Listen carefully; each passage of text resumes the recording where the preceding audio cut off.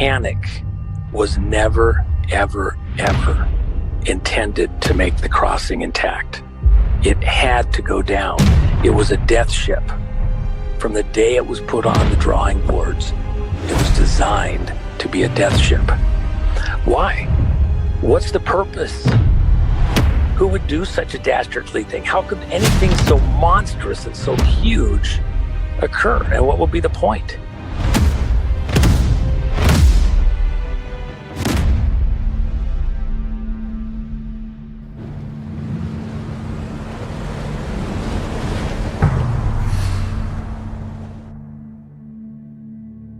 Because America at the time had just had a huge financial crisis in 1911. 2 years earlier, in 1910, in April, 7 of the richest men in the world, cumulatively altogether, the single richest block of money in the world at the time, got together at a place called Jekyll Island, and they mapped out a plot. They looked at who was in opposition and how they had to go about this, what they needed to eliminate in order to create a new bank of the United States that they could control and get interest from.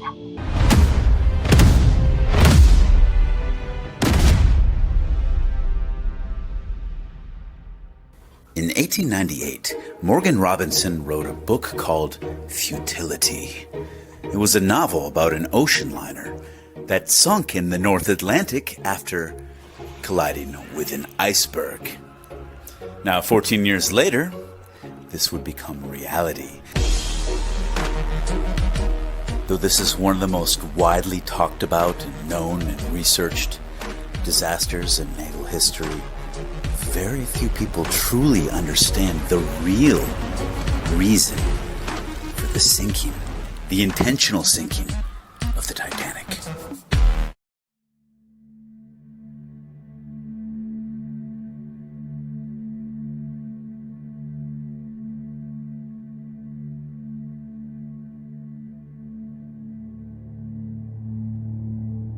This ship, the Titanic, the White Star Line, which, by the way, is code for Sirius, the Dog Star. The White Star Line is owned by Morgan. And the Titanic, being this ship, was set up as being the very, very finest ship ever to float the oceans. And Morgan was scheduled to get on the ship, leaving London a couple of days previous, and cross the Atlantic with others who were the richest American businessmen of the time. The plan was that they could talk during this voyage and try to figure out what they could come up with as the solution to eliminate these banking crises that were happening over and over.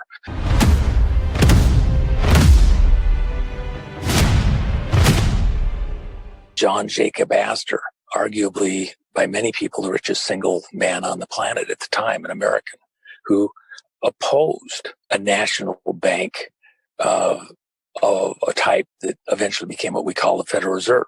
Ivan Strauss, Benjamin Guggenheim, other businessmen cumulatively together representing the largest single block of American businessmen and wealth in the country, and men that were very opposed to this European orchestrated central bank. They were all going to be on the Titanic to talk these things over, try to work through a solution that was acceptable, that then could be pushed politically.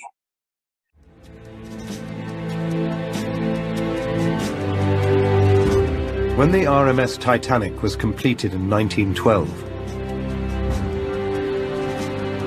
she wasn't just the biggest ship afloat. She was the largest man-made object on Earth.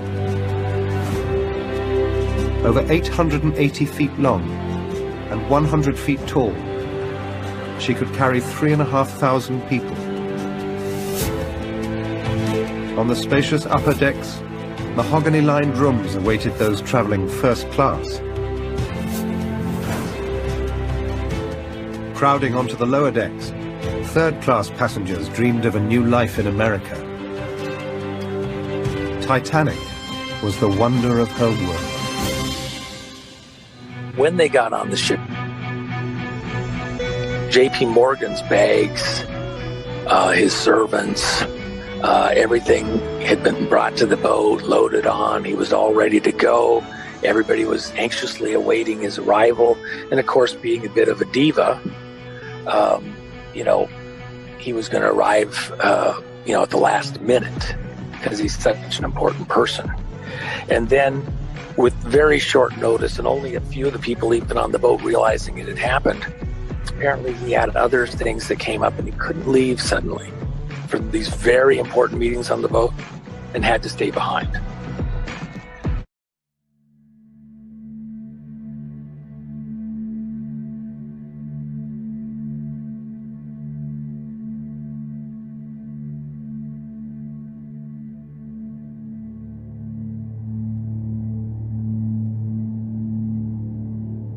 Over 50, mostly first-class passengers, cancelled their passages on the Titanic at the last minute. Many of them close friends and business associates of J.P. Morgan. Morgan himself cancelled his passage at the 11th hour, despite having the best suite on the ship, claiming illness. 2 days after the sinking, an American reporter found him in perfect health at the French resort of Aix-les-Bains, with his mistress. Morgan also had several valuable bronze statues which he was planning to import to the United States, taken off the Titanic an hour before she sailed.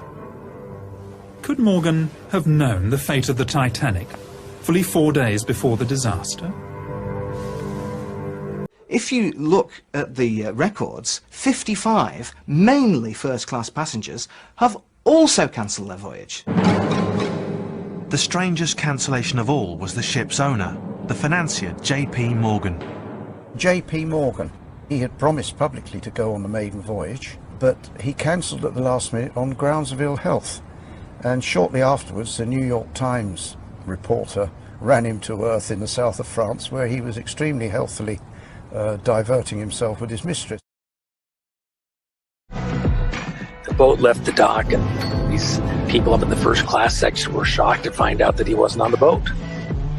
And it was continuing on their way. They had no clue their problem, that they're on a death ship.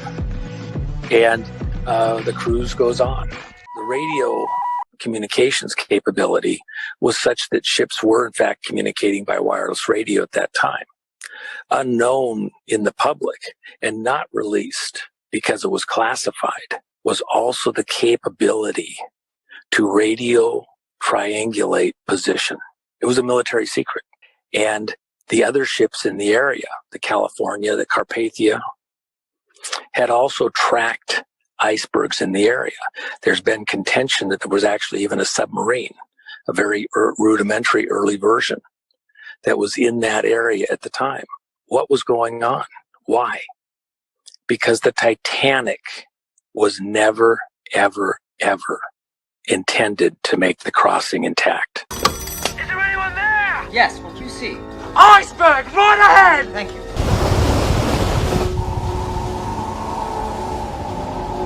Why ain't they turning? Is it hard over? It is, yes, sir, hard over.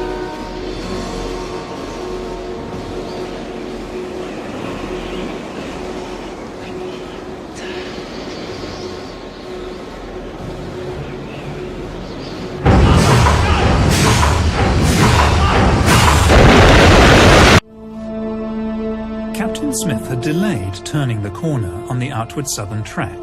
He ordered the turn to the west 10 miles further south than the normal turning point. This was certainly not as an evasive measure to avoid the ice field, but one designed to take him directly into it. He must have known this. First Officer Murdoch was standing on the open part of the starboard side of the bridge when he saw the iceberg about 800 yards ahead. He ordered the ship turned to port and inexplicably engines full astern. By reversing the engines, Murdoch was actually increasing the risk of collision, something he must have known. Maybe Murdoch, hand-picked by Captain Smith, was deciding to give the iceberg a nudge anyway. It was First Officer Murdoch who attempted to port around the deadly object. This was sound enough, but Murdoch also ordered the engines into reverse. Author Wynne Wade asked the obvious question. As long as Murdoch was trying to veer out of the iceberg's way, Why had he jammed on the brakes, so to speak, by throwing the engines full speed astern? In point of fact, the 1910 edition of Knight's Modern Seamanship clearly contradicted Murdoch's decision. The instructions are clear. Avoid reversing the engines. Wade sums up the situation by saying, Murdoch had maneuvered in a manner more likely to cause collisions than to prevent them.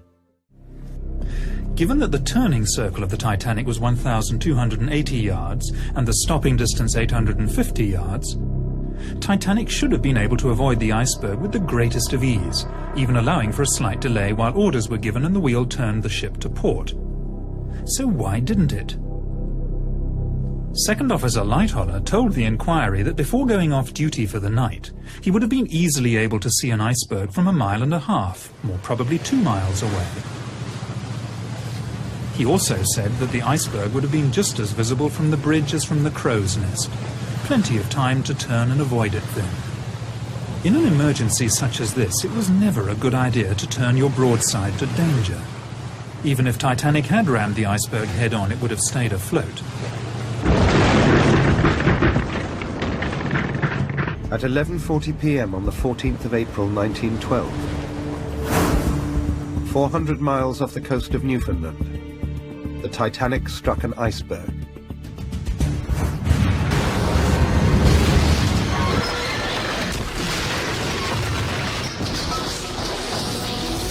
There were aspects of this amazing saga that have never been adequately explained. Why was she going so fast when she had been warned repeatedly about an ice field in her path? Why did she not slow down?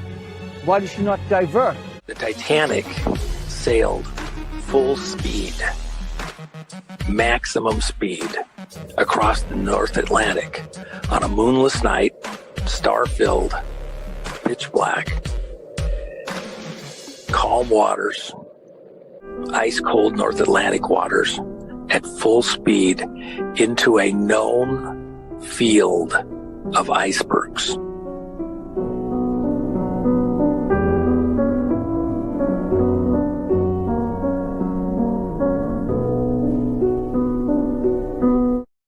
Even the time on the clocks was in dispute. Were they set to New York time? Were they set to London time? North Atlantic time? Part of the reason for the questions about where the Titanic lay on the ocean floor, why it took so long to find it, was because its exact location was muddled because of this time of the collision and where it was at in relation to these other ships in the area that, by the way, while the Titanic is sailing full speed through a known field of icebergs, other ships were at anchor. Nobody else was sailing anywhere. It was too dangerous. Who do you blame for this catastrophe? I blame the bridge. I think a lot of the blame was on Bruce Ismay, the chairman. He was the chairman of the shipping line. He was the chairman of the shipping line. I'm very much afraid he influenced Captain Smith so much that we went straight for the ice. There was no question about it. We were absolutely thrown away. That ship was thrown away. Why, though? Why? For the sake of speed. We shouldn't have been anywhere near there because we had warnings that there was ice, and there was ice all over the place. We had it from ships and shore, and we went straight ahead as if there was nothing there in our way. All it needed was a heading and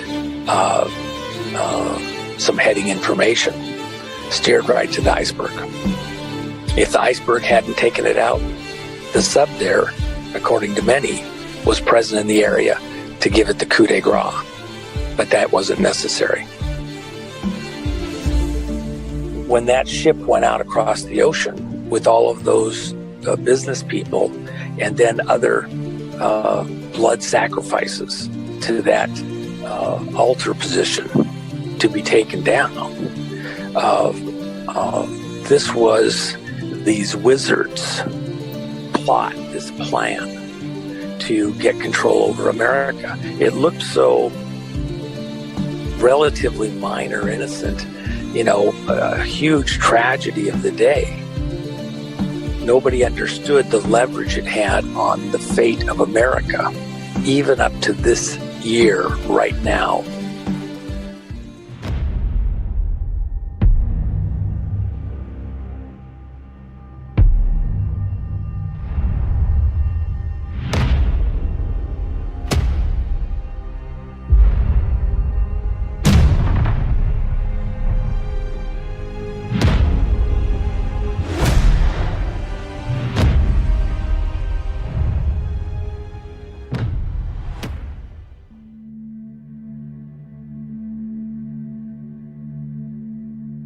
the surviving crew got back to England, they naturally expected to go straight home to their loved ones.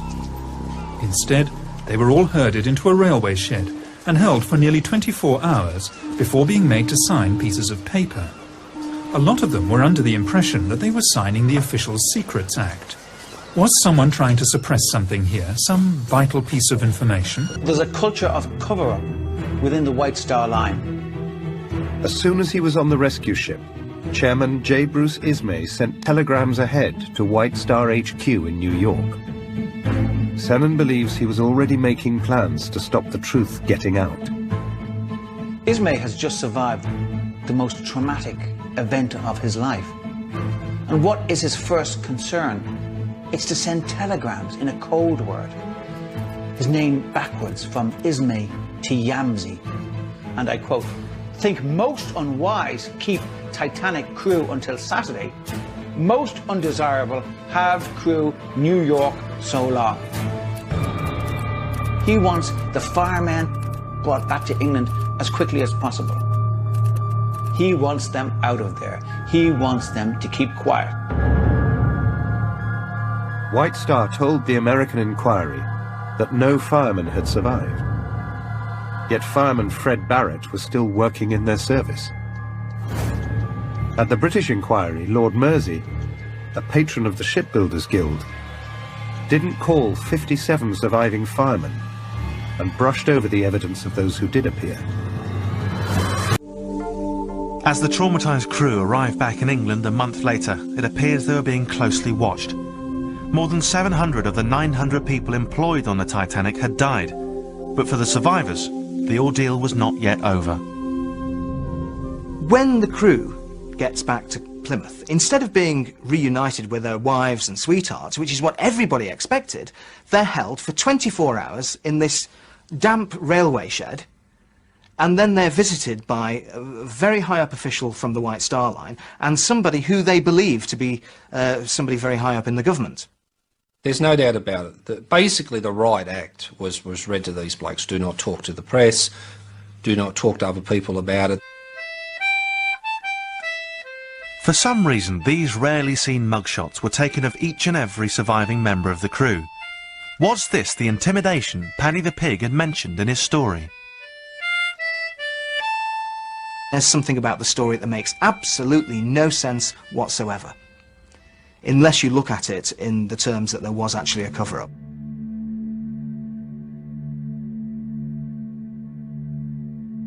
Many years in the planning, from the time that the boat was designed, through the accident, through the not having enough lifeboats by intention and then ability to launch them readily, to even handle all the passengers on the boat, the insanity. Yes, we talked about the whole of the decorations of the ship. Never mind the decorations, we're talking about lifeboats. Well, the lifeboat part, I suppose, took about 5 or 10 minutes. How many lifeboats did you think there ought to be? I thought there ought to be 3 on each set of davits. And how many would that make altogether? 48 boats. You thought there ought to be 48? Yes. Whereas in point of fact, how many were there?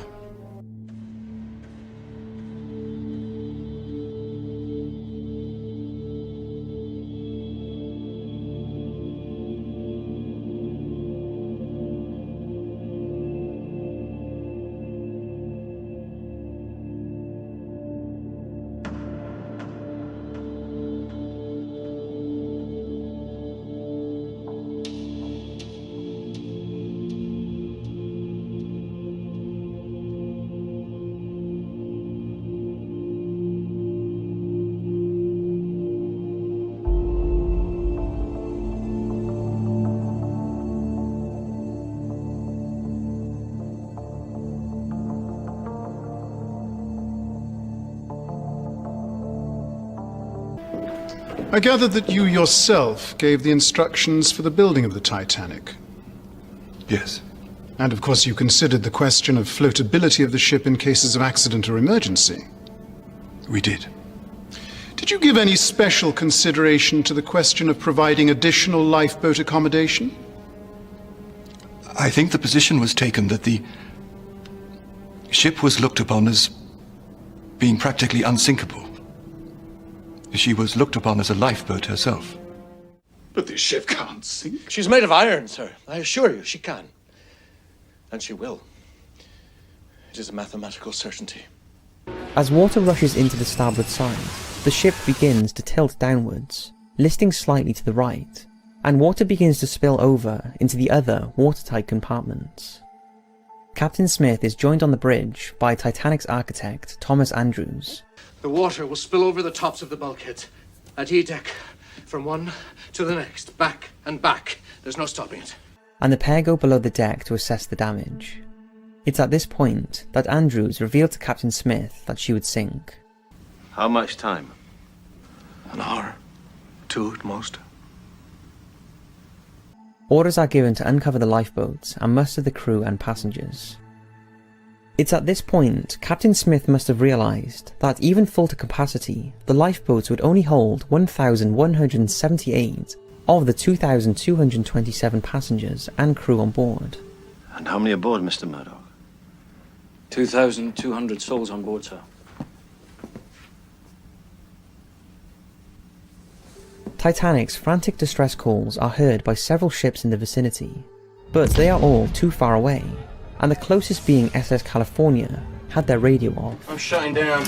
But the Carpathia, 58 miles away, immediately changes course and started the journey towards Titanic. At around 12:25 AM, the first lifeboat is loaded with just 28 women and children, less than half its capacity of 65. The lifeboats continue to be lowered with less capacity than they are capable. This is due to many factors, but mainly the fact that crew told passengers it was a precaution and refused to let husbands join their wives in the boats. Any room for a gentleman, gentlemen? Only women at this time, sir. At 2:10, Captain Smith goes to the radio room to relieve the operations of their duties. Titanic's last message is sent by John Phillips before Smith declares, "Well, boys, you've done your duty and done it well. I ask no more of you. I release you. You know the rule of the sea. It's every man for himself now, and God bless you." Benjamin Guggenheim, one of the Titanic's most affluent passengers, and his valet, Victor Gilio, who would both be remembered as true gentlemen, knew there were not enough lifeboats for them to survive. Benjamin helped and comforted his female companions into Lifeboat 9, before he and Victor returned to their room to take off their life vests and change into evening wear. Mr. Guggenheim, these are for you, Mr. Guggenheim. Oh, thank you. We are dressed in our best and are prepared to go down as gentlemen. But we would like a brandy. They had done all they could for those around them, had dressed in their best, and were prepared to go down like gentlemen, as were the paraphrased words last heard by Benjamin Guggenheim. Father Thomas Russell, David's Biles, listens to last confessions of over 100 first and second class passengers, and comforts them with absolution for their sins. Wallace Hartley and his band finally stop playing, and by this time, many of the remaining passengers have no choice other than to jump into the freezing sea. A handful of them are crushed when Titanic's forward funnel crashes down onto them. At 2:18 AM, a huge roar is heard as Titanic's mangled metal moves towards the bow. The lights start to flicker before finally being extinguished, leaving the people in the water in almost complete darkness. Titanic dramatically splits into two, with her bow section being swiftly sucked into the sea. Her stern continues to float, but as it gets flooded with water, it rises higher and higher before finally disappearing under the water and taking an under 5-minute journey to the bottom of the ocean.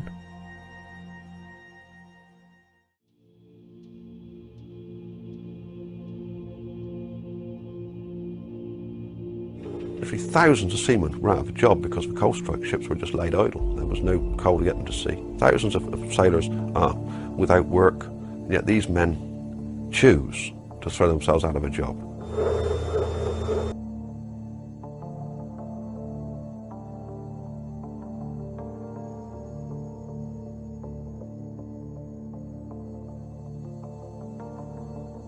For the first time, we take a fresh look at some of the mysteries surrounding the Titanic and reveal evidence that leads to a compelling and shocking hypothesis: that the ship that plummeted 2 miles to the bottom of the sea was not the Titanic, but its sister ship, the Olympic.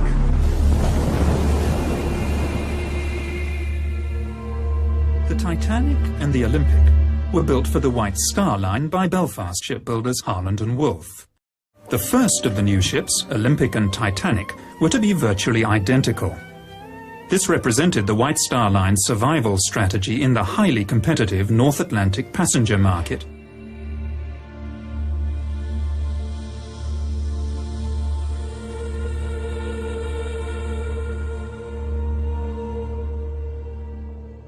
On the 14th of June 1911, the Olympic made her maiden voyage under the command of Captain Edward J. Smith, Commodore of the White Star Line. Then just a week later, still under the command of Edward Smith, the Olympic was involved in a stern collision with the tug O.L. Hallenbeck in New York, an accident that nearly caused the tug to sink. Barely 3 months later, the Olympic, still under the command of Captain Smith, was involved in yet another collision. In September of 1911, the Olympic departed the port of Southampton, England, sailing toward the Isle of Wight. The Olympic turned into the Solent Strait and passed a British warship, the HMS Hawke. The Hawke's commander was surprised by the Olympic's wide turn, but he managed to take a safe position behind and to the right of the Olympic. The Hawke then increased its speed to pass the Olympic, but the Olympic's wake sucked the Hawke inward rapidly. Pulled in by the suction from the Olympic's great propellers, the Hawke is irresistibly drawn towards the larger vessel, and the two ships collide. The Hawke tore a large hole in the Olympic, and below its waterline, the damage was even greater. The bow of the Hawke was completely smashed in. The Olympic limped back to Southampton, where the holes were temporarily patched with wood before returning to its home dock in Belfast for repairs. Any accident involving a Royal Naval ship was investigated by the Admiralty. As a consequence of this ruling, the White Star's insurers declined to pay out on the claim. This is a film of the Olympic backing out of the dock in New York. You can see where she's been patched up on her starboard side. It's a huge area. And that's just the damage above the waterline. After leaving New York Harbor on the 24th of February 1912, she ran over a sunken wreck off the Grand Banks and threw a propeller blade again on this starboard side. The loss of the propeller blade shock-loaded the engine and drive shaft and placed enormous stresses on the already weakened liner. She limped back to Southampton on only one engine, arriving there on the 28th of February. That first week in March 1912 was the last time that the Olympic and Titanic were together in Belfast. The twin ships side by side on the River Lagan. And that was when the decision to switch them could have been made.